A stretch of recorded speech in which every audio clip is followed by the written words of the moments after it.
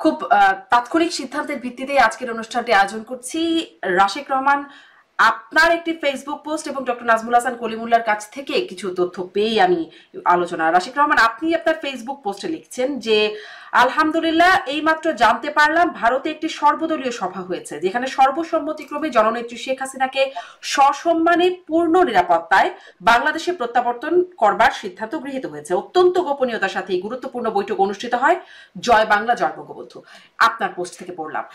আপনি এই যে শেখ হাসিনাকে ফিরিয়ে নেয়ার পূর্ণ নিরাপত্তায় প্রত্যাবর্তন করবার সিদ্ধান্ত গৃহীত হয়েছে, এই তথ্যটির উৎস কি, কোথা থেকে জানলেন, কিভাবে জানলেন, কে দিল এই তথ্য? ডক্টর কলিমুল্লাহ এরকম কথা বলছেন, যার কারণে আপনাদের দুজনকে নিয়ে আজকের এই বিশেষ আয়োজন। জি, রাশিক রহমান। আপনাকে ধন্যবাদ আমাকে আজকের অনুষ্ঠানে আমন্ত্রণ জানানোর জন্য।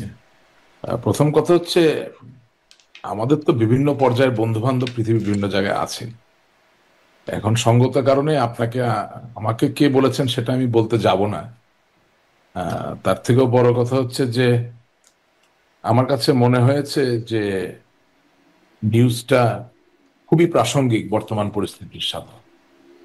কারণ দিনের শেষে বাস্তবতা হচ্ছে যে বাংলাদেশ বলুন, ভারত বলুন, নেপাল, শ্রীলঙ্কা, মালদ্বীপ, পাকিস্তান, যেই দেশকে আপনি টেনে আনেন না কেন, দিনের শেষে গণতান্ত্রিক অভিযাত্রা, গণতান্ত্রিক মূল্যবোধ সুরক্ষিত না হলে আসলে কেউই তো নিরাপদ না। আর এই দক্ষিণ এশিয়ায় যে কোনো একটি বৃহৎ দেশ, এই ক্ষেত্রে বাংলাদেশ তো বটেই, সেখানে গণতান্ত্রিক মূল্যবোধ বলতে কি বোঝায়? শুধু কি একদিনের নির্বাচন? না।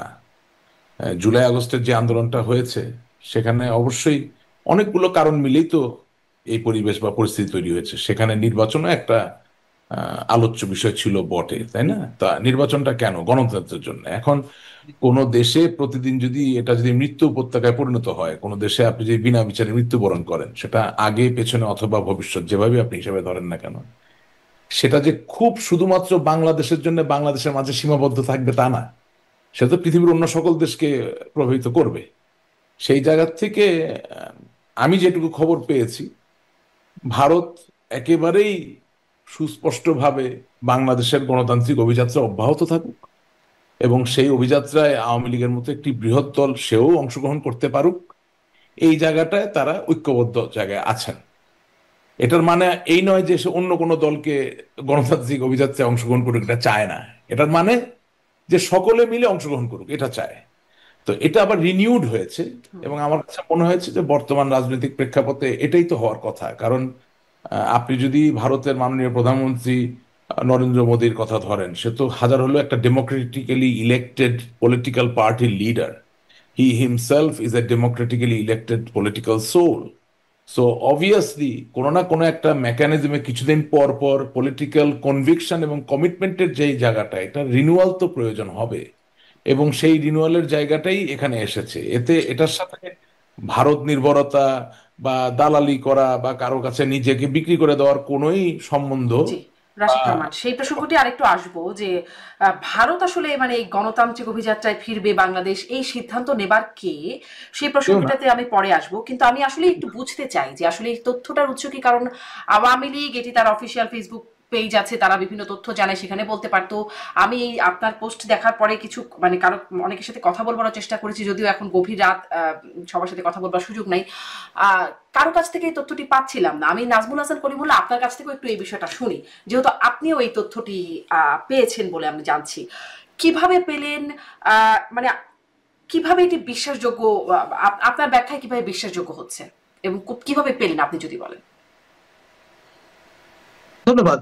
দেখুন, আমি সম্মানীয় রাশেক রহমানের যে বক্তব্যটি সেটি গভীর মনোযোগ দিয়ে শুনলাম এবং আমি যে সূত্র থেকে জেনেছি সেটি আবার রাশেক রহমানের সূত্রের সঙ্গে ট্যালি করে রাশিক রহমান তো সূত্রটা বললেন না। সূত্র।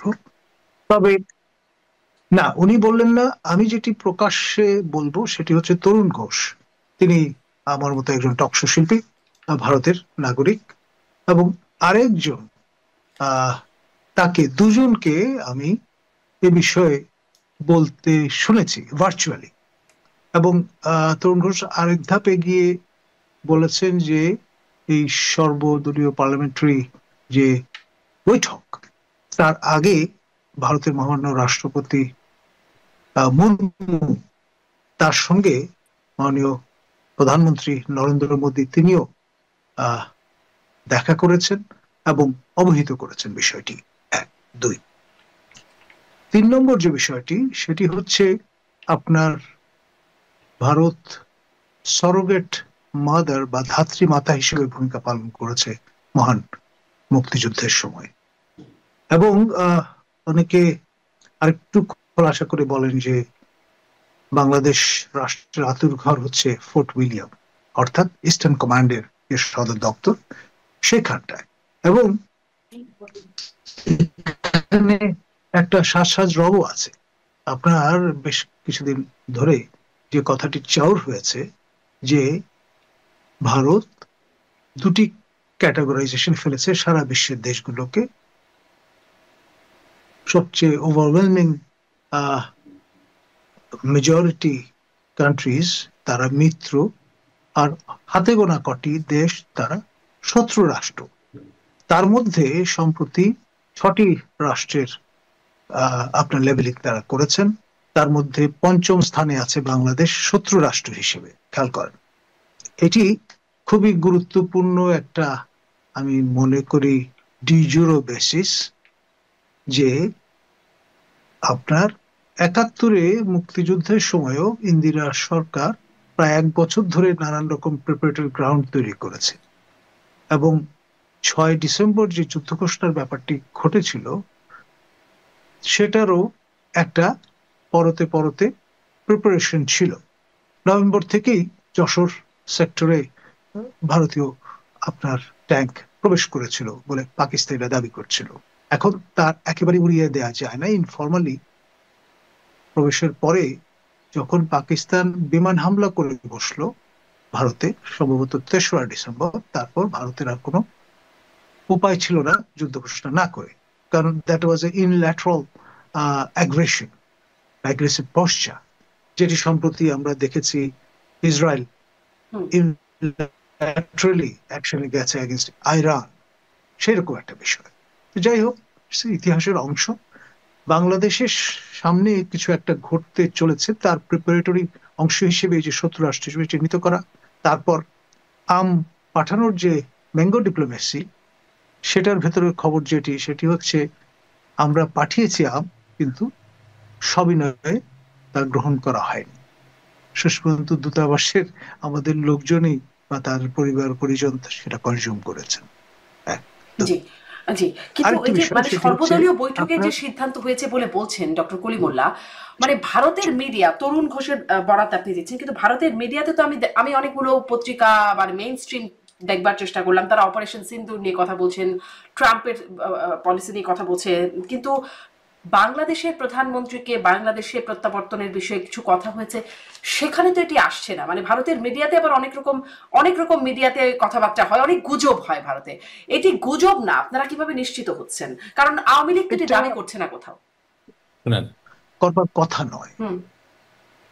আমি রাশেক রহমান বোধহয় কিছু বলতে চেয়েছিলেন, আপনারটুকু শুনে নিয়ে একই প্রশ্ন রাশেক রহমানকেও করবো, আপনার কাছ থেকে একটু শুনে নিই একটু। ঠিক আছে, আমি যেটি বলবো সেটি হচ্ছে এটিও শোনা গেছে যে সপ্তাহখানেক আগে মাননীয় ভারতের প্রধানমন্ত্রী নরেন্দ্র মোদী শিলগুড়ি নেক, যেটাকে চিকেন নেক বলি আমরা, সেই জায়গায় তার পদচিহ্ন এঁকে গেছেন, ঘুরে গেছেন, পার্সোনাল টাচ দিয়ে গেছেন।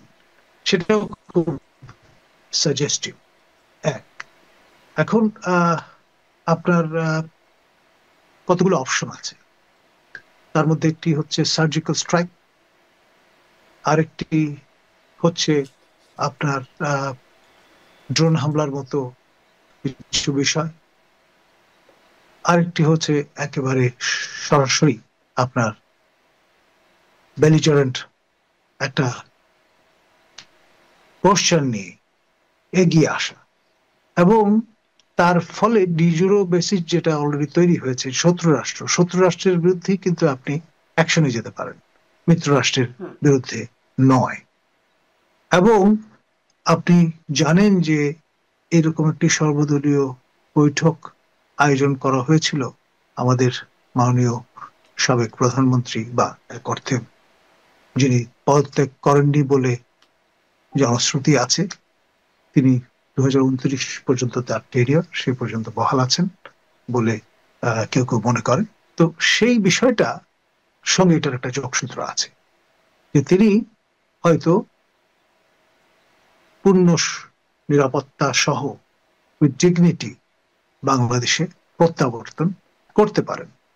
এবং সেই সঙ্গে আরেকটি সম্ভাবনা আছে হয়তো যে বর্তমান যে ইউনূস শাহী হুকুমত আছে এই হুকুমতের আমলে হয়তো নয়, পরবর্তী